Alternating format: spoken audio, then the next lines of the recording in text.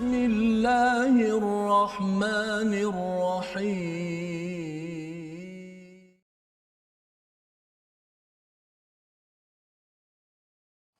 اليوم أكملت لكم دينكم وأتممت عليكم نعمتي ورضيت لكم الإسلام دينا. Assalamualaikum warahmatullahi wabarakatuh. Alhamdulillah wassalatu wassalamu ala Rasulillah wa ala alihi wa man wala syada la ilaha illallah syadana Muhammadan abduhu wa rasuluh. Allahumma salli ala sayidina Muhammad wa ala alihi wasahbihi ajma'in. Amma ba'du. Apa khabar tuan-tuan dan puan yang dirahmati Allah sekalian? Kita bertemu pada hari ini pada My Quran Time, baca faham amal, dan pada hari ini kita dalam sesi ulang kaji kita pada 5 halaman yang telah pun kita lihat dan kita baca, kita cuba faham pada hari Isnin hingga hari Jumaat. Dan pada hari ini ulang kaji kita bahagian yang pertama daripada halaman 105 hingga 109 yang kita lihat bersama antara surah An-Nisa dan juga surah Al-Maidah yang penuh pengajaran, penuh hidayah daripada Allah Subhanahu Wa Taala. Dan hari ini kita bersama dengan tetamu jemputan kita iaitu Ustaz Mustafa. Apa khabar Ustaz? Alhamdulillah sihat. Alhamdulillah. Ahlan Ustaz ya. Ahlan bik. Dan juga kepada Ustaz Tirmizi. Apa khabar Ustaz? Baik, alhamdulillah. Alhamdulillah kita berada dalam 5 halaman pada hari ini dan insya-Allah sama-sama kita ingin melihat, kalau Ustaz baca sebentar tadi, ayat berkaitan dengan Islam ataupun agama ini telah lengkap ya, adalah sempurna dan Allah redha tentang agama ini. Jadi ini sebagai satu ketetapan keimanan, keyakinan yang penting kita fahami, dan bukan sekadar itu, lebih daripada itu untuk kita sampaikan kepada rakan-rakan kita yang belum lagi beragama Islam. Dan bagi yang beragama Islam pun mungkin ada yang tertanya-tanya ya, dia bertanya tentang macam mana nak pastikan bahawa perkataan itu betul-betul daripada Allah dan tidak dimanipulasikan, kerana melihat kepada sejarah bahawa ada banyak kitab tetapi ia telah dimanipulasikan. Jadi hari ini kita bersyukur kita bersama dengan Ustaz Mustafa untuk sama-sama kita melihat, mengulang kaji 5 halaman yang ada, dan mari sama-sama kita share di Facebook tuan-tuan sekalian ya. Dan mungkin satu soalan yang mungkin akan tuan-tuan boleh jawab ya, satu persoalan ialah kalau kita melihat apakah kesamaan di antara surah An-Nisa dan juga surah Al-Maidah. Kalau tuan-tuan boleh jawab di ruang Facebook tersebut, dan nanti kita akan juga bertanya kepada Ustaz Mustafa apakah kesamaan dan juga perbezaan secara ringkas untuk kita sama-sama memahami perbezaan di antara surah An-Nisa dan juga surah Al-Maidah. Kita mulakan dengan Ummul Quran Al-Fatihah bersama dengan Ustaz Tirmizi insya-Allah. A'udzu billahi minasy syaithanir rajim. Bismillahirrahmanirrahim. Alhamdulillahi rabbil alamin. Ar-Rahmanir Rahim.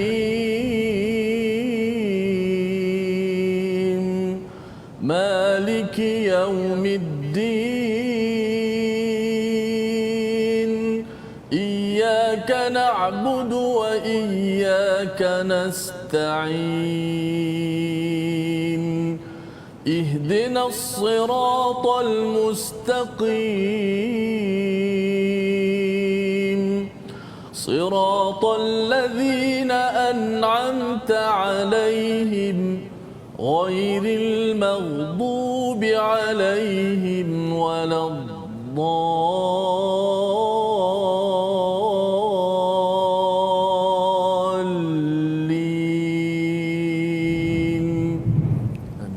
Amin ya rabbal alamin. Gitulah bacaan daripada surah Al-Fatihah. Kita sama-sama ingin melihat dan kita memohon hidayah daripada Allah Subhanahu taala. Kita menjadi orang-orang yang diberikan nikmat, bukan orang yang dimurkai, bukan orang yang disesatkan, sehingga Allah mengingatkan pada ayat 171 pada halaman 105, iaitu wahai ahli kitab, janganlah kamu melampau batas, la taulu fi dinikum, pada agama kamu. Dan inilah perkara yang kita ingin belajar, ambil panduan pada era ini agar kita tidak mengulang kepada kesilapan orang-orang yang pernah diberi kitab tetapi mereka melampau, istilahnya ghulu fi din, dalam agama. Jadi kita nak bertanya ataupun mengulang kaji bersama dengan Ustaz Mustafa. Ustaz ya, dia cakap tentang ghulu ini dalam ayat ini bercerita tentang mereka ini amat cinta kepada insan bernama Isa bin Maryam, ya, sehingga kan mereka naikkan mensucikan Isa bin Maryam ini sebagai anak Tuhan, ya. Dan dalam konteks kita sekarang ini, dalam agama Islam ni, adakah unsur-unsur ghulu ini boleh wujud, yang kita nak kena faham apakah cara ataupun batasnya agar kita tidak terjebak kepada peringatan daripada Allah dalam muka surat 105 ini. Silakan Ustaz. Bismillah wassalatu wassalamu ala Rasulillah. Assalamualaikum warahmatullahi wabarakatuh. Yang muliakan Ustaz Fazrul, Ustaz Tirmizi, alhamdulillah. Jadi bila kita berbincang tentang ghulu dalam agama ataupun dalam istilahnya kita panggil sebagai melampau. Ataupun berlebih-lebihan, terlalu berlebih-lebihan, maka sebab tu kita kena cari, kita kena gali manakah dia punya perkataan yang boleh sebagai ataupun yang kita katakan sebagai bersifat positif. Kalau sebut melampau, maka apakah dia punya lawannya? Maka lawannya adalah i'tidal dan juga dipanggil wasatiyah. Maka i'tidal ni maksudnya adalah ada keseimbangan. Ada di sana yang kita panggil sebagai istilah yang kita boleh jelaskan, itulah adil, iaitulah menetapkan sesuatu pada tempatnya, ataupun kita kata sebagai insaf pada sesuatu perkara. Jadi lawan kepadanya adalah kita sebut tadi adalah ghulu di dalam agama. Jadi ghulu dalam agama ni merupakan satu perkara yang ditegah oleh Nabi SAW. Seperti mana dalam hadis yang sahih kata Nabi SAW, iyyakum wa ghulu fid din. Hati-hati kamu, jauhilah kamu daripada ghulu, melampau di dalam agama. Dan juga dalam hadis riwayat Imam Tirmizi, hadis yang sahih kata Nabi SAW, sabda Nabi, halaka mutanatti'un, celakalah orang-orang yang mana memperdalam-dalamkan, iaitulah ghulu ataupun melampau di dalam agama. Maka di sana kalau kita tengok saranan daripada Allah Subhanahu Wa Taala, maka memperlihatkan juga daripada Nabi SAW, maka memperlihatkan bahawa agama ini dibina di atas prinsip keadilan. Dibina di atas prinsip keseimbangan, tanpa ifrat dan juga tafrid, tanpa berlebih-lebihan, dan juga tanpa dia, kita boleh istilahkan dalam istilahnya adalah berengan-rengan, ataupun dalam istilahnya tidak mengambil endah kepada agama. Jadi daripada sudut wasatiyah itulah yang Allah Subhanahu Wa Taala tekankan bahawa umat ni, wa kadzalika ja'alnakum ummatan wasata, yang demikian itu telah kami jadikan kamu sebagai umat pertengahan. Jadi pertengahan ini daripada sudut apa? Daripada sudut akidah. Jadi mungkin orang kata fikir, habis tu macam mana akidah ni? Akidah ni maksudnya apa? Sehari solat, sehari tak solat ke? Kan? Akidah ni maksudnya sehari kita buat baik ke, sehari tak payah buat baik? Itukah maksud keseimbangan itu? Itukah maksud yang dipanggil prinsip keadilan itu? Jawapannya bukan. Jawapannya ialah secara mudahnya meletakkan apa yang Allah Subhanahu Wa Taala dan Nabi letakkan, dan juga kita menjauhi segala perkara yang tidak disebutkan sama ada daripada Quran ataupun sunnah Nabi sallallahu alaihi wasallam. Jadi istilah ghulu ini sebenarnya panjang perbahasannya, cuma secara rekahnya kita sebut daripada sudut prinsip akidahnya, kita tidaklah mengangkat nabi-nabi yang ada tu lebih sehingga sampai darjat Tuhan. Kita juga tidak melakukan satu perkara ibadah dan sebagainya sehingga menyeksakan diri kita. Sebagai contohnya pada hari-hari tertentu ada sambutan apa untuk kita nak darahkan kita punya badan, kita nak pukul badan kita. Kemudian ada waktu kita jangan makan, kan? Ada makanan tentu ni kita tak payah makan. Kenapa? Kerana kita ni nak ibadah dan seterusnya. Maka sebab tu agama tampil membawa akhlak dan watak Nabi itu supaya apa? Supaya berada di atas keseimbangan antara dunia dan akhirat, antara akidah beribadah kepada Allah Subhanahu Wa Taala di samping tidak mensyirikkan Allah Subhanahu Wa Taala. Maka sudah tentu ghulu itu merupakan satu perkara yang ditegah oleh agama dan menjadikan kita ni umat yang seimbang. Tidak ada yang kita panggil sebagai berat, salah satu daripada mana tempat-tempat keseimbangan itu, dan akhirnya menjadikan kita umat yang musnah seperti mana yang disebutkan oleh Nabi SAW dan disebutkan dalam Quran, seperti mana orang-orang Yahudi dan juga Nasara berkaitan dengan apa yang mereka telah lakukan daripada sudut pengajian akidahnya. Wallahu a'lam. Jadi maksudnya ghulu ini ada kaitan dengan akidah ke ataupun juga berkaitan dengan ibadah, akhlak sebenarnya Ustaz? Berkait kesemuanya. Semuanya ya. Bila sebut dalam ad-din, agama itu sendiri, keseluruhannya, maka keseluruhannya. Masya-Allah. Jadi di sini pelajaran untuk kita ulang kaji pada ayat 171 ini menceritakan peringatan di peringkat-peringkat akhir surah An-Nisa penting agar i'tidal Ustaz ya, adil, kerana ini adalah mesej penting daripada surah An-Nisa, jangan melampau, dan bagaimana mana untuk kita mendapat keadilan itu, maksudnya apa yang Allah sebutkan itu sudah tentunya Ustaz ya, bergantung berbalik pada Quran, kembali kepada sunnah Rasul yang disampaikan pada ayat yang ke-174 bila Allah menyatakan ya ayuhan nas qad ja'akum burhanum mir rabbikum. Kita baca bersama pada ayat 174 bersama dengan Ustaz Tirmizi. Kemudian kita nak melihat lebih lanjut apa maksud burhan dalam ayat yang kita bacakan ini. Silakan Ustaz Tirmizi. A'udzubillahi minasyaitonir rajim. Ya ayyuhan nas qad ja'akum burhanum min rabbikum qad ja'akum burhanum min rabbikum wa anzalna ilaykum nuran mubina. Sadaqallah. Wahai manusia, sesungguhnya telah sampai kepadamu bukti kebenaran daripada Tuhanmu Muhammad dengan mukjizatnya, dan telah kami turunkan kepadamu cahaya yang terang benderang, yakni Al-Quran. Jadi ini terjemahan ringkas, dan kita nak memahati peringatan daripada Allah SWT di hujung surah An-Nisa ini, ya ayuhan nas, wahai manusia. Ini mesej kepada semua. Qad ja'akum burhanum mir rabbikum, telah datang burhan. Jadi Ustaz Mustafa kalau boleh jelaskan, dalam Quran ada bercerita tentang istilah huda, ada bercakap tentang furqan contohnya, dan juga al-kitab. Tapi di sini bila Allah nyatakan burhan, ini merujuk kepada apa? Ada yang kata Quran, ada yang kata Nabi Muhammad, dan di hujung itu ada istilah nuram mubina ya. Jadi kalau boleh dicerahkan untuk kita sama-sama dapat panduan yang jelas, terutama kita tidak mahu menjadi orang yang ghulu, melampau dalam kita memberi maksud makna hidayah daripada Allah SWT. Baik, bismillah wassalatu wassalamu ala Rasulillah. Burhan ini dia secara umumnya kita boleh katakan dia sebagai hujah ataupun keterangan yang ada di dalam Quran, ataupun mungkin juga daripada hadis-hadis Nabi sallallahu alaihi wasallam, seperti mana yang disandarkan kepada Imam Mujahid, salah seorang daripada ulama besar dalam bidang tafsir. Akan tetapi ada pandangan yang mana dinukilkan daripada Imam Sufyanus Tsauri, satu ulama yang sangat hebat. Beliau menyatakan maksud di sini burhan itu adalah Nabi sallallahu alaihi wasallam.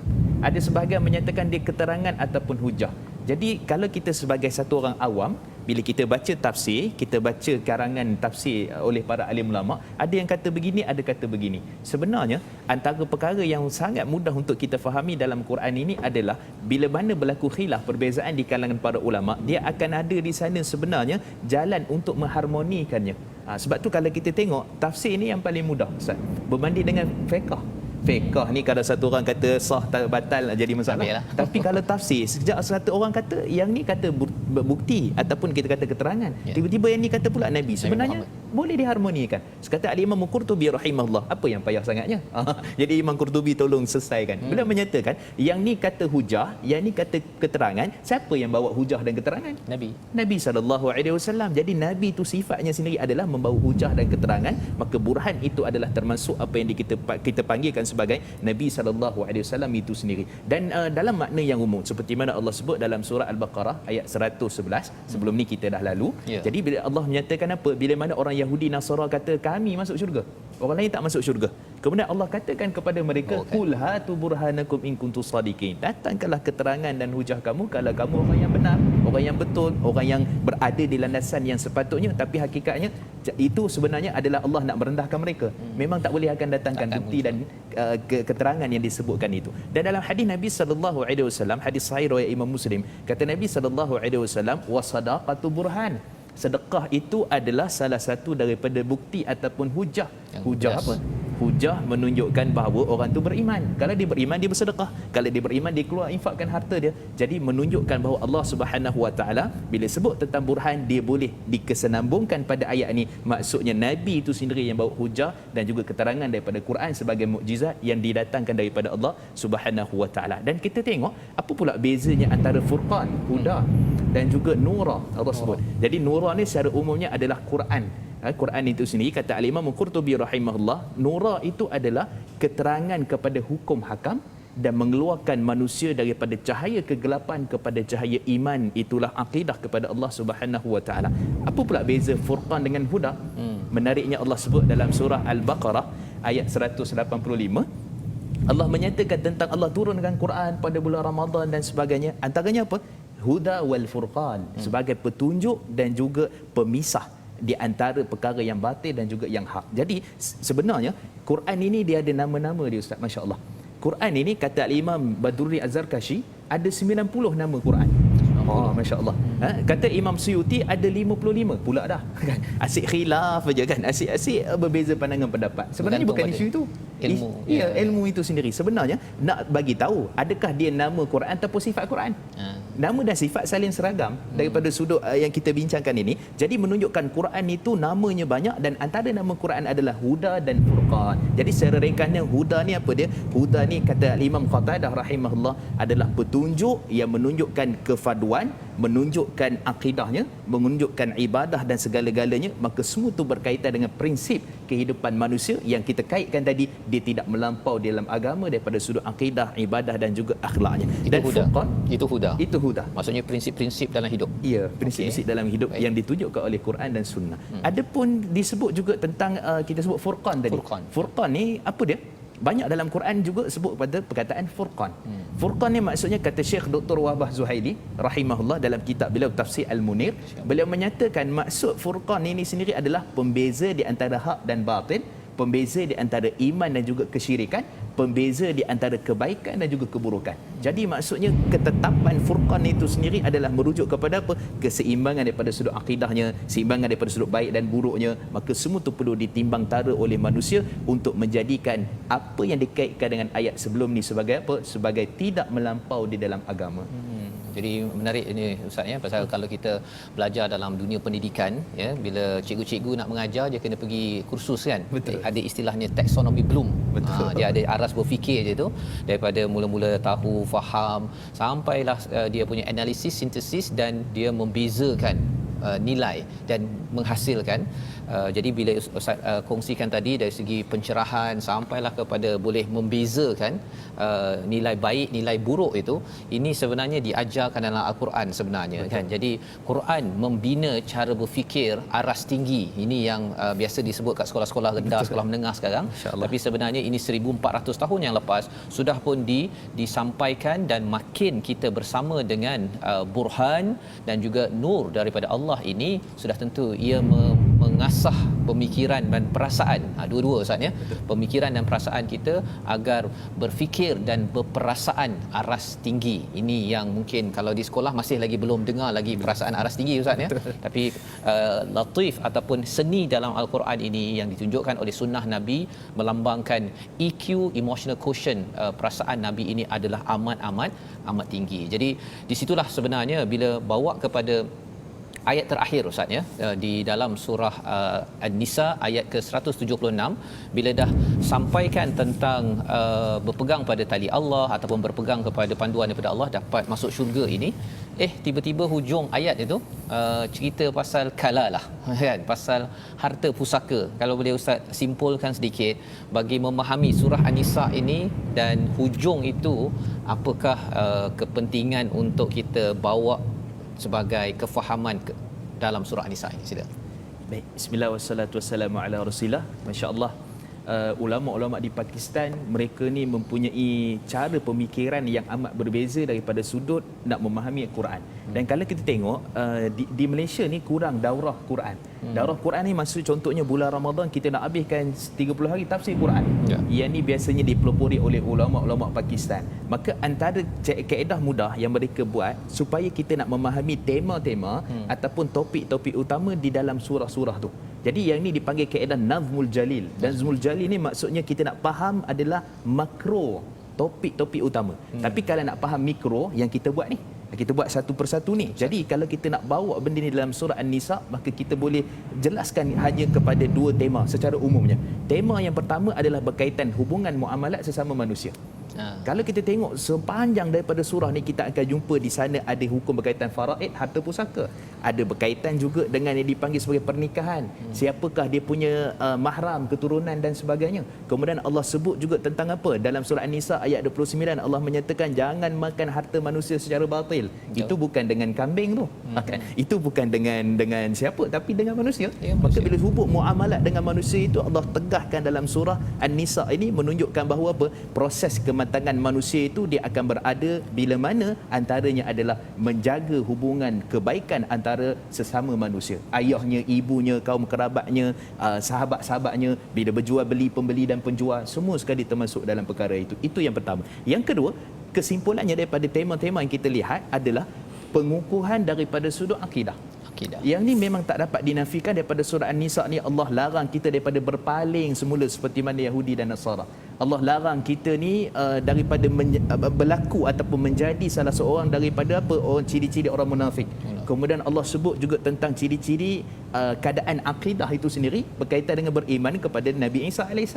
Konsep itu bagaimana? Dan juga Allah sebutkan nama nabi-nabi.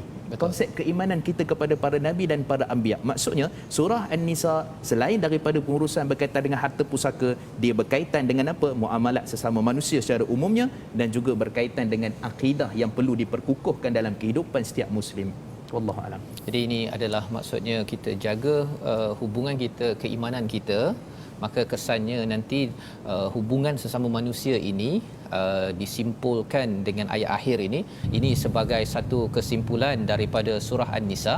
Dan mungkin kita baca sedikit di bahagian akhir itu, ayat yang ke-176, bahagian akhir itu bila Allah menyatakan tentang berapa 1/3, 1/4 apa sebagainya, tujuannya adalah untuk kita tidak keliru, tidak sesat, dan Allah lah yang Maha mengetahui. Ya, silakan Ustaz di ujung ini.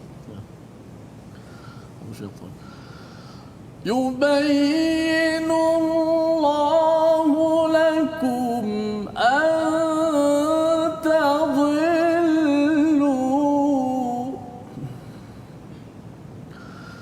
Yubayyinullahu lakum an tadhillu. Wallahu bikulli syai'in alim.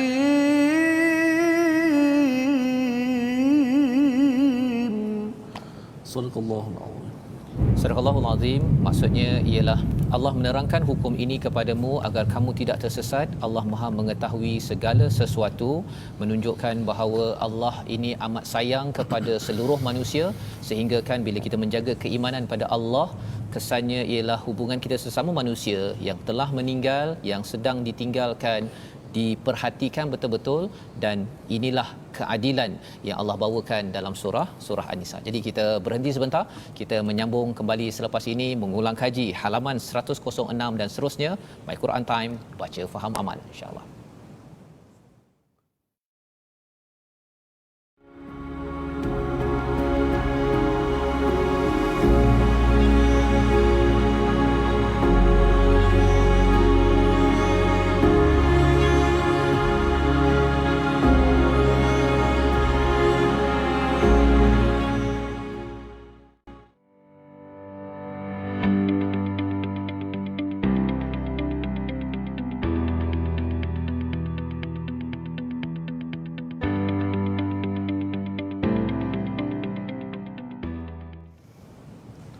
Alhamdulillah, terima kasih kepada semua sahabat-sahabat yang kerana setia dalam My Quran Time. Alhamdulillah. Dan seperti biasa, saya ingin mengajak kepada semua rakan-rakan, sahabat-sahabat untuk kita bergabung di platform rasmi. Kita ada Facebook Al-Quran, ada YouTube dan juga ada Instagram. Iaitu boleh tonton di Facebook seperti mana di skrin kita, Sahabah Al-Quran, My #Quran Time, dan juga My #Quran Time, dan boleh tonton YouTube My #Quran Time Official, dan juga Instagram My Quran Time Official. Baik, sama-sama kita berukhuwah Moga-moga perkongsian kita ini bermanfaat insya-Allah. Baik Ustaz. Alhamdulillah. Terima kasih ucapkan pada Ustaz Tirmizi, dan kita sama-sama tuan-tuan, kita sudah pun mengulang kaji akhir bagi surah An-Nisa, ya, satu surah yang panjang, ada 176 ayat, tetapi mungkin ia jarang dibaca dalam masyarakat kita. Harapnya dengan ulang kaji ini Ustaz, ya, ia mendedahkan kepada kita betapa pentingnya adil hubungan kita dengan manusia, dan ada kaitan dengan kita menjaga hubungan iman kita kepada Allah dan Rasul, kerana itu adalah syarat untuk kita dapat bersifat adil tanpa memilih bulu, ya, sebagaimana yang diingatkan dalam surah An-Nisa dan sekali lagi diingatkan dalam surah Al-Maidah, ya. Jadi keadilan ini adalah tema penting dalam surah An-Nisa dan surah Al-Maidah. Mari sama-sama kita baca ulang kaji ayat pertama surah Al-Maidah, di mana dalam ayat pertama ini ada cerita tentang janji, dan kemudian ada pula pasal binatang ternakan. Apa kaitannya? Tuan-tuan mungkin masih ingat lagi apa yang telah kita belajar, tapi mari kita baca, kita nak ulang kaji bersama dengan Ustaz Mustafa sebentar lagi. Silakan Ustaz. Bismillahirrahmanirrahim. Ya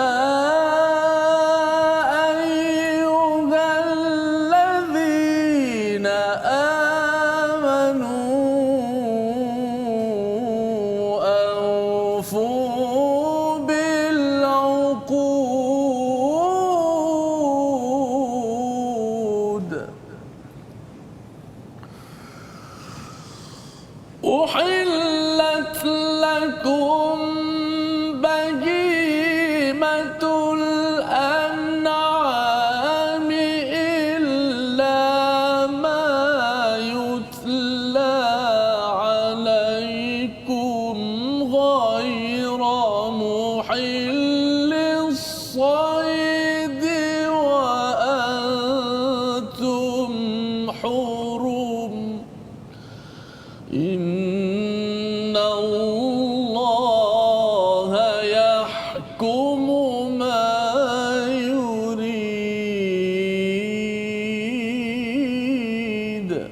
صدق الله العظيم.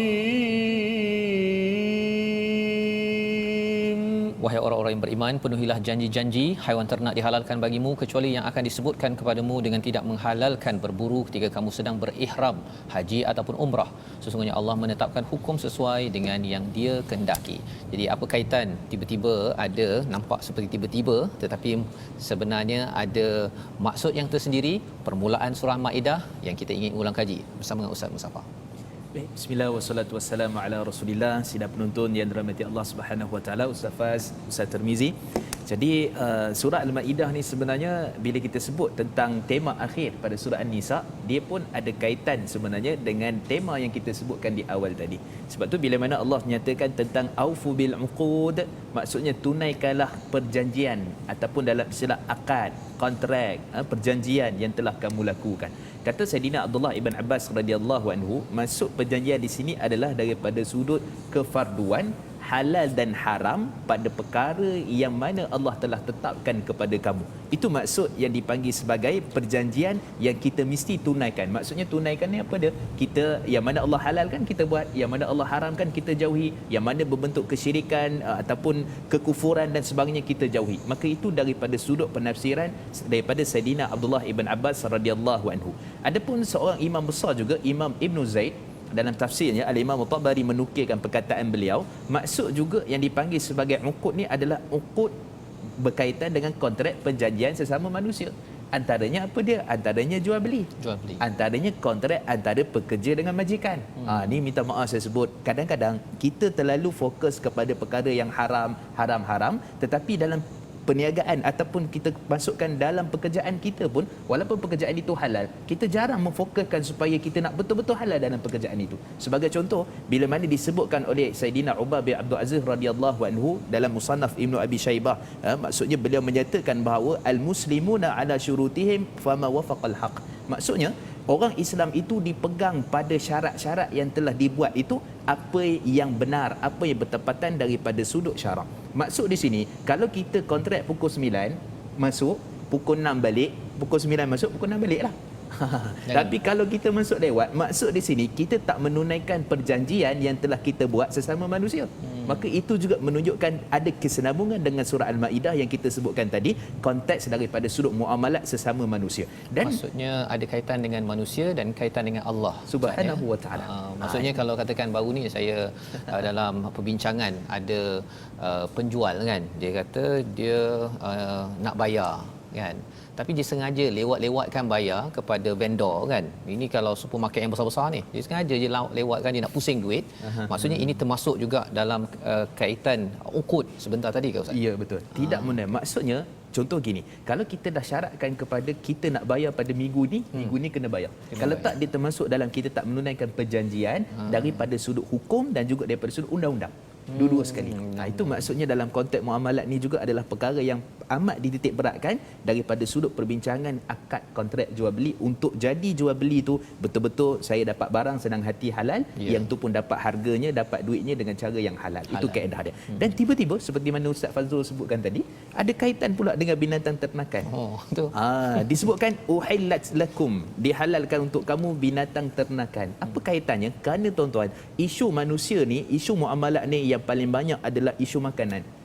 Kerana makanan ni kadang-kadang dia berkaitan dengan perkara-perkara yang syubahahnya, dengan judinya, dengan rasuahnya, dengan ribanya, dengan perkara-perkara yang di sekeliling kita tu, kita nampak dia adalah satu perkara yang remeh. Tapi hakikatnya kita dah janji dengan Allah supaya kita ni urusan muamalat pun beres. Urusan muamalat pun cantik. Tapi tiba-tiba Allah bawa contoh seperti ini, dan Allah menyatakan dalam ayat yang selepasnya itu, Allah menyatakan apa? Melainkan apa yang disebutkan bagi nama Allah Subhanahu wa taala. Kita ingat nak sembelih je bagi nama Allah. Yang kita nak buat perkara-perkara berkaitan dengan riba, kontrak-kontrak tu, kita tak kait dengan nama Allah. Kita rasa ni tak apa, ni hutang apa semua ni boleh belaka ni, yang berkait dengan riba lah. Nak lambat bayar tak lambat bayar tak apa, isu dengan manusia tak apa. Tapi kita lupa sebenarnya Allah Subhanahu wa taala nak bagi tahu dia kesan kepada makanan kita, kesan kepada pendapatan kita. Jadi samalah kalau binatang ternakan yang bila mana tak disebutkan nama Allah jadi bangkai. Bila maksudnya kalau katakan orang dia tengok khinzir tu dia memang tak suka langsung, ini haram ya. Maksudnya Allah nak bawakan perspektif di situ ada kaitan halal haram. Dalam rasuah ataupun bertangguh-tangguh itu pun ada perkara yang Allah sedang sampaikan Ustaz. Betul. Masya-Allah. Itu dia punya kaedah dan kesinambungan pada apa yang disebutkan pada surah-surah yang sebelumnya. Khususnya pada surah An-Nisa yang kita baru lalu sebentar tadi. Masya-Allah. Jadi menarik permulaan surah Al-Maidah ini yang kita nak teruskan pada halaman yang ke-107, di mana lagi menarik Ustaz ya. Cerita pasal makanan, pasal haiwan dan sebagainya. Tuk-tuk bila masuk saja kepada muka surat 108 tu cerita pasal wuduk pula. Masya-Allah kan. Kita bacalah sikit Ustaz ya daripada ayat yang kita ambil mana satu ni. Dia tiga-tiga ayat ni panjang ni. 107. Ataupun kita ambil sikit di hujung itu Ustaz ya, pasal Ustaz baca tadi al-yauma akmaltu dinukum kan. Mana tu ayatnya? Ayat 3. Ya, ayat 3 itu. Kalau Ustaz boleh baca daripada ayat itu, al-yauma akmaltu lakum dinakum sampai akhir, dan kemudian kita nak tengok apa kaitan khinzir dengan agama yang lengkap ini. Itu pun menarik juga tu. Sila Ustaz. A'udzubillahi Bismillahirrahmanirrahim. Al-yawma akmaltu lakum dinakum wa atmamtu alaykum ni'mati wa raditu lakumul Islam dina.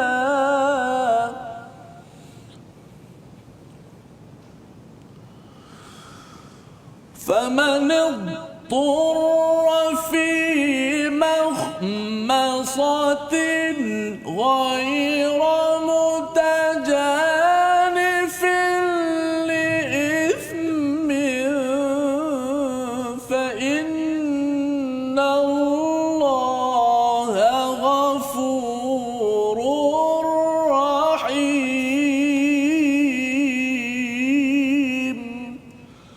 صدق الله العظيم. Astagfirullahalazim, dalam ayat yang kedua Allah bercerita tentang seruan untuk ta'awun, bertolongan atas perkara kebajikan dan takwa, jangan tolong kepada perkara-perkara dosa dan pemusuhan, dan dibawakan kembali kepada isu makanan.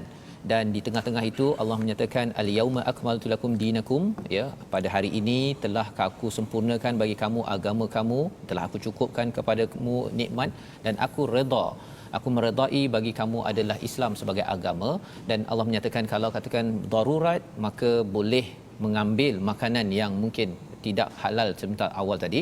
Fa innallaha ghafurur rahim, Allah ini Maha mengampun lagi Maha menyayangi. Jadi di sini pada muka surat 107 ini ada makanan, ada cakap pasal agama yang lengkap, kemudian cakap balik pasal perkara yang halal, dan lepas tu 108 nanti cakap pasal wuduk Ustaz ya. Hari ini banyak cerita pasal tanasub kaitan ini agar mungkin saya, ya, bagi tuan-tuan yang membaca, kadang-kadang kita mungkin rasa macam melompat-lompat, tapi kita perasan sebentar tadi pada ayat pertama, ia sebenarnya tidak melompat, cuma bergantung sejauh mana kita boleh melihat kepentingan mesej yang sedang Allah sampaikan. Dan perkara itu antara penuhi janji dan juga binatang ternakan, ia sebenarnya bukan topik yang jauh, dia amat dekat dalam hidup kita. Jadi mari bersama dengan Ustaz Musaffar. Baik, bismillah wassalatu wassalamu ala Rasulillah.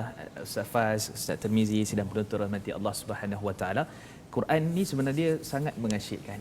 Dia tidak pergi kepada hanya satu topik sehingga kita menghabiskan masa yang lama, kemudian tiba-tiba terus akan dia melompat kepada topik yang lain. Mengejut-ngejut. Masya-Allah, kan tak dijangka. Tak dijangka. Jadi di situlah kita nampak bahawa kesenian dan kemujizatan Al-Quran. Jadi kalau kita tengok kaitan ni, Allah sebut tentang apa? Tentang khinzir, tentang haiwan yang tidak disembelih, tentang haiwan yang mati tercekik, haiwan yang mana jatuh, maksud kita tengah berburu, kita tak pasti kita tembak ke apa, dia mati tu dengan sebab kita tembak ke mati sebab jatuh dalam air. So semua tu perkara yang berkaitan dengan hukum hakam fiqh yang dibahaskan oleh para alim ulama. Dan kemudian juga berkaitan dengan makanan. Boleh tak kita makan makanan ahlul kitab, orang-orang Yahudi? Jadi semua ceritanya adalah berkisar kepada konsep makanan. Jadi tiba-tiba masuk dalam surah yang dalam ayat yang seterusnya, muka surat seterusnya, cerita tentang wuduk, penyempurnaan wuduk. Jadi nampak macam lepas makan ni kita kena berwuduk ke ataupun bagaimana? Baik, sebenarnya antara perkara pertama yang kita perlu faham bahawa Nabi SAW pernah sebutkan dalam hadis yang sahih riwayat daripada Ibnu Majah, Nabi menyatakan bahawa tawaddau min luhumil ibl, hendaklah kamu berwuduk ketika mana memakan daging unta. Ini disebut tadi bahimatul an'am dan sebagainya. Jadi adakah maksud sebenarnya lepas makan daging kita kena berwuduk? Jadi nak kait dengan wuduk tadi tu. Dan juga Imam Abu Hanifah merupakan salah seorang yang jago dalam bidang fiqh. Beliau menyatakan satu orang yang nak makan disunahkan untuk berwuduk. Dia mengeluarkan hukum fiqh daripada kaedah antara kaitan ayat ini dan juga dengan ayat selepas yang sebelumnya. Tanasubnya di situ. Akan tetapi jumhur majoriti ulama menyatakan tak ada kaitan. Kerana hadis yang menyatakan berwuduk ketika nak makan pun, hadis itu tidak sahih daripada sudut kekuatan hujah. Jadi sebenarnya pandangan jumhur, antaranya disebut oleh Imam Nawawi, maksud sebenar di sini adalah bila mana kita nak makan, walaupun kita tak mengambil wuduk, tapi kita basuh tangan. Antara salah satu perkaranya disunahkan kita basuh tangan kita berwuduk, dan dia adalah salah satu daripada anggota wuduk. Masya-Allah, pergi ke situ dia punya perbahasannya. Itu daripada sudut yang kita melihat daripada kerangkanya bila mana dibahaskan oleh para ulama apa kaitannya. Itu yang pertama. Yang kedua, kita tengok juga daripada ayat ni, Allah Subhanahu Wa Taala menyatakan tentang kamu nak bagi halal binatang ternakan apa semua ni, hendaklah menyebut nama Allah Subhanahu Wa Taala. Maka kaitan dengan wuduk antara sunnah, bahkan sebahagian ulama menyatakan wajib membaca bismillah ketika wuduk. Kaitannya membaca bismillah ketika wuduk, kerana dalam hadis surah Imam Ahmad kata Nabi SAW, la wudu'a liman yusamillah atau kama qala, tidak ada dikira wuduk bagi siapa yang tak membaca bismillah. Sedangkan halal, nak bagi haiwan tu halal tadi pun nak kena dengan bismillah nama Allah Subhanahu Wa Taala. Walaupun kaitan itu tidak berapa kuat, tetapi sebahagian para ulama tafsir cuba mengaitkan. Dan wallahu taala alam, saya lebih cenderung kepada pandangan yang menyatakan dia daripada aspek taharah dan bersuci sebenarnya. Kerana setiap benda yang kita nak makan, setiap benda yang kita nak masukkan dalam jiwa kita, ataupun kita kata makan kan, dia itu mesti satu benda yang suci daripada sudut taharahnya. Dan Allah kaitkan juga antara apa?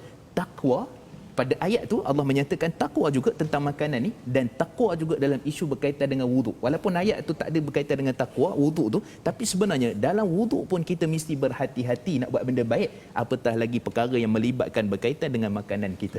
Contohnya takwa itu sendiri kan kita katakan sebagai berjimat dalam penggunaan air, takwa. Kita kata nak basuh 3 kali ke 6 kali. 3 kalilah sunnah, kalau lebih jadi makruh. Maka dalam keadaan berwuduk pun kita bertakwa, dalam keadaan wuduk bersuci pun kita menjaga adab-adabnya, apatah lagi berkaitan dengan perkara yang kita nak masukkan ke dalam perut kita yang menjadi darah daging kita. Kata Nabi SAW dalam hadis riwayat pada Ubay bin Ka'ab, hadis sahih dalam riwayat Imam Tirmizi, menyatakan bahawa kullu lahmin nabatat minan nar, kullu lahmin nabatat minas sudh fannar aula bi au kama qala. Setiap daging yang tumbuh daripada perkara yang haram, maka neraka adalah yang lebih tepat, yang lebih wajar untuk didiami ataupun tempat kembalinya. Jadi sebab tu kita kena jaga ada kaitan antara wuduk dan juga dengan makanan kita. Wallahu alam. Jadi makanan yang bersih masuk dalam perut kita, dan wuduk juga untuk membersihkan balik amalan-amalan kehidupan kita. Masya-Allah. Ya. Jadi suci di situ menjadi kaitan dua. Malah kalau kita lihat di hujung ayat 6 tu Ustaz ya, bila Allah cakap waliyutimma ni'matahu alaikum la'allakum tashkurun, dia biasanya tashkurun ini bukan pasal wuduk, dia sepatutnya pasal makanan kan. Betul. Tapi dia berada di sini. Jadi dirangkumkan sekali seni yang ada ini. Maksudnya bila kita dah dapat makanan ini, Allah mengingatkan kepada kita sari'ul hisab ataupun wa huwa fil akhirati minal khasirin, bagi orang yang tidak mengambil panduan. Dan lepas itu bila bercakap tentang wuduk ini adalah kesempurnaan, maksudnya kesempurnaan penyucian bagi diri kita, jaga makan, dan kemudian kita jaga hati kita untuk mengingat kepada Allah Subhanahu Wa Taala. Jadi subhanallah, ini adalah perkara yang amat menarik untuk kita fahami dalam halaman 108 ini. Dan mungkin kalau kita lihat lagi pada ayat 109 ini Ustaz ya, kita melihat pada istilah mithaq pada ayat yang ke-100 ataupun pada ayat 12. Ya, di situ ada kisah pula. Kalau tadi dah cerita pasal bersih apa sebagainya, dibawa pula kepada wahai orang-orang yang beriman, ingatlah kepada nikmat. Kan, ingatlah pada nikmat pada ayat 11. Pasal di hujung pasal wuduk tadi cerita pasal nikmat. So sekarang ni pasal nikmat. Dan bila bercakap tentang nikmat, konsisten dalam Al-Quran bila dia akan bercerita tentang perjanjian, ya, tentang mithaq. Dan inilah ayat yang ada pada ayat 12. Tapi kita baca dulu ayat 11 untuk kita jelas apakah seruan Allah kepada orang-orang beriman. Pada tuan-tuan yang sedang membaca, jom kita lihat bersama. Silakan Ustaz. Bismillahirrahmanirrahim.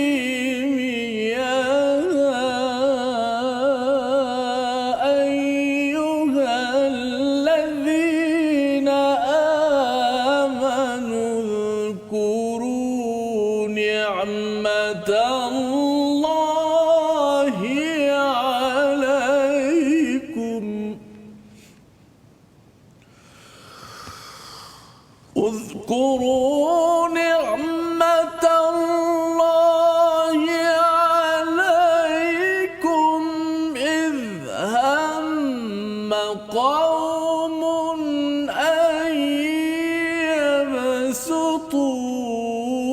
يبسطوا إليكم أيديهم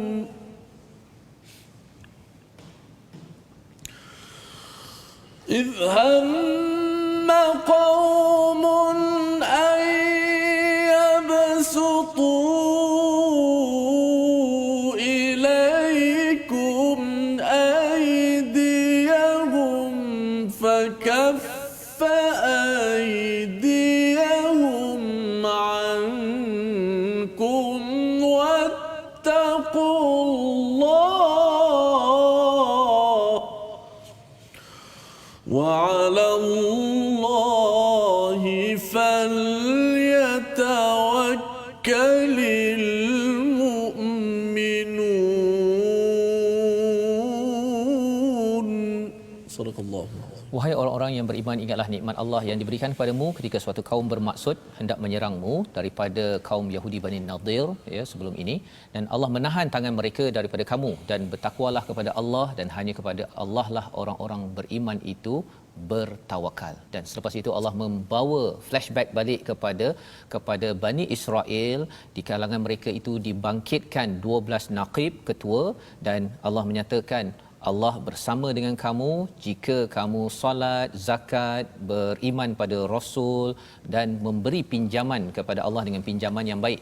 Tetapi kalau kufur, maka ada keburukan yang boleh berlaku. Jadi sebenarnya di dalam ayat yang 11 ini Ustaz ya, bercerita tentang satu flashback, kan, flashback. Tapi ayat ke-12 lagi flashback lagi jauh lagi, kan, tentang mithaq. Kalau boleh Ustaz cerita sikit mithaq ni apa, dan juga dalam surah An-Nisa ada istilah mithaqan ghalidha. Dalam surah Al-Maidah ni timbul lagi perkataan ini. Apa yang perjanjian berat pada zaman dahulu ada tak juga pada umat kita sebagai orang Islam sekarang? Sila Ustaz. Baik, bismillah wassalatu wassalamu ala Rasulillah. Bila kita sebut tentang misaq ataupun kita panggil dalam istilahnya perjanjian, ataupun kita panggil juga dalam istilahnya seperti mana disebut oleh Imam Abu Ali ya, bila mana disebut tentang misaq ni maksudnya lah satu perjanjian untuk kaum Yahudi dan Nasara tunduk dan patuh mentauhidkan Allah dan tidak mensyirikkan Allah Subhanahu Wa Taala. Maksudnya di sini setiap seruan kepada para nabi dan juga nabi menyerukan kepada umat-umatnya supaya apa? Ainibudullah wajtanibut taghut, supaya mereka ini menyembah Allah semata-mata dan menjauhi segala perkara-perkara yang taghut. Jadi bila kita sebut tentang adakah dia hanya terkena kepada Yahudi dan Nasara ataupun mungkin juga umat-umat yang lain selain daripada itu, ataupun sebenarnya apa pula perjanjian kita dengan Allah Subhanahu Wa Taala? Dan jawapan ini Allah sebut dalam surah Al-A'raf ayat 172. Allah menyatakan bila mana keluarnya zuriat keturunan daripada keturunan Nabi Adam AS, maka semua mereka ni akan menyebutkan tentang mengesakan Allah. Iaitulah Allah Subhanahu Wa Taala menyatakan alastu bi rabbikum qalu bala syahidna. Bukankah aku ini adakah Tuhan kamu? Maka pun berkata, ya kami bersaksi ya Allah. Maksudnya kita telah pun ada perjanjian di alam di kandungan dan sebagainya dengan Allah Subhanahu Wa Taala untuk apa? Untuk meyakini Allah itu adalah Tuhan, tidak mensyirikkan Allah dan tidak menyekutukan Allah Subhanahu Wa Taala. Persoalan dia Ustaz, kalau kita tengok dalam surah A'raf ayat 172, mana ada sebut perkataan mithaq? Ya. Jadi kita nak kata macam mana ada kaitan pula tu? Pasal bila Ustaz cakap di awal surah Al-Maidah itu uqud, itu perjanjian, ya. Kan. Di sini mithaq perjanjian juga. Untuk alam roh tu ada perjanjian, ya. Tapi istilah je berbeza. Istilah berbeza.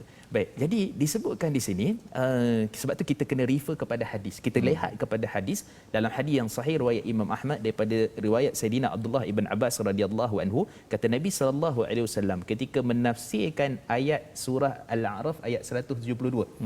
Kata Nabi SAW, akhadallahu mithaq min zuhril Adam. Allah telah pun mengambil perjanjian, maksudnya perjanjian ini lebih besar kerana dia melibatkan urusan berkaitan dengan akidah. Maka jawapan yang tak ada perkataan mithaq dalam surah A'raf 172 telah dijawab oleh hadis Nabi sallallahu alaihi wasallam, menunjukkan bahawa kesinambungan itu adalah apa? Pentauhidan, keesaan, ataupun dalam kitab lama dulu sebut kita menunggalkan Allah. Sebab tunggal tak ada dah, salah satu mungkin ada dua kan, kalau dua mungkin ada tiga, tapi bila sebut tunggal ni tak ada dah, sebab tu dipanggil sebagai anak tunggal kan? Jadi bukan anak satu mungkin ada dua, tiga. Kan? Jadi istilah itu pun para ulama Nusantara kita pun dah bahas. Jadi bila sebut menunggalkan Allah ataupun mengesakan Allah semata-mata, maka menunjukkan itu perjanjian kepada semua kaum, dan akhirnya kembali kepada kaum yang terakhir umat Nabi SAW mesti mengambil juga perjanjian yang kita sebutkan seperti mana dalam ayat yang tadi. Masya-Allah, terima kasih diucapkan pada Ustaz Mustafa mencerahkan kita tentang istilah mithaq ini bukan sekadar untuk umat Yahudi ataupun Nasrani, tetapi untuk seluruh umat manusia yang telah bersaksi di alam roh dahulu, yang kita perlu kembali kepada fitrah pengakuan kita itu. Dalam Quran kita dibongkar ataupun diingatkan kembali agar kita sama-sama menghidupkannya. Jadi kita doa pada Allah SWT, Allah izinkan kita memegang janji ini betul-betul. Moga kita akan dikira sebagai umat yang memenuhi janji, memenuhi uqud, memenuhi kepada mithaqan ghaliza. Kita berdoa bersama dengan Ustaz Mustafa di hujung ini. Silakan Ustaz. أعوذ بالله من الشيطان الرجيم بسم الله الرحمن الرحيم اللهم فقهنا في الدين وعلمنا التأويل واهدنا الصراط المستقيم صراط الذين أنعمت عليهم من النبيين والصديقين والشهداء والصالحين اللهم إنا نسألك علما نافعا ورزقا طيبا وعملا متقبلا اللهم إنا نعوذ بك من البراس والجنون والجذام ومن سيء الأسقام ربنا آتنا في الدنيا حسنة وفي الآخرة حسنة وقنا عذاب النار وصلى الله على سيدنا محمد وعلى آله وصحبه وبارك wasallam walhamdulillahirabbil alamin taqabbalallahu minna wa minkum. Minna wa minkum taqabbal ya karim. Terima kasih diucapkan pada Ustaz Mustafa sudi bersama pada hari ini Ustaz ya, mencerahkan banyak perkara dalam 5 halaman yang kita sudah pun belajar pada minggu ini, dan inilah pencerahan yang kita ingin sama-sama sebarkan dalam tabung gerakan Al-Quran, satu usaha kita menghasilkan banyak lagi program pendidikan berasaskan kepada Al-Quran, kerana kita yakin apabila kita diingatkan kembali pada fitrah kita pernah bersaksi berjanji di hadapan Allah Subhanahu Wa Taala, kita tidak hilang identiti kita sebagai umat Islam, umat yang pernah mengaku di hadapan Allah, sehingga kan nanti di akhirat nanti kita dapat bertemu Allah dengan menunaikan janji yang telah dimeterai. Kita bertemu lagi dalam ulangan jam 5 petang, pada jam 11 malam dan juga 6 petang. Rancangan ini dibawakan oleh Mofaz. Sama-sama kita bertemu lagi My Quran Time, baca faham amal insya-Allah.